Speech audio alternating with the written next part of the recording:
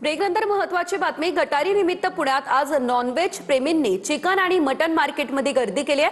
आखाडाच्या निमित्तानं पुण्यामध्ये आज मटन आणि चिकन मार्केटमध्ये मोठी गर्दी दिसतीये. या मार्केटमध्ये मोठी आर्थिक उलाढाल गटारीच्या दिवशी होत असते आणि या ठिकाणी नागरिकांच्या लागलेल्या रांगा आपण पाहतोय.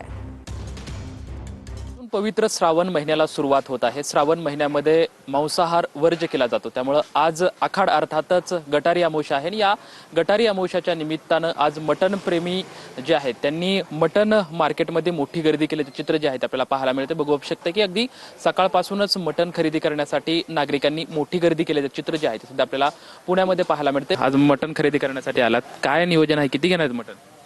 घरच्यांना जेवढं पुरलं असं तेवढंच नेहमीसारखंच घ्यायचं. नंतर दिवाळीनंतरच खाणार आम्ही. आता मस्त एन्जॉय करायचं घरात, एक घरात एक बाहेर, छान एन्जॉय करायचं. म्हणजे आज मित्रांसोबत काय नियोजन केलं तुम्ही? मित्रांसोबत संध्याकाळी, आज दिवसभर दुपारी. आज हे दुपारी घरच्यांसोबत आणि संध्याकाळी मित्रांबरोबर. शाळेतला विद्यार्थी आहे सुद्धा. तू मटण खरेदी करण्यासाठी आलात, काय नियोजन आहे? किती घरच्यांनी सांगितलं मटण घ्यायचं? 1 किलो. अच्छा, 1 किलो का?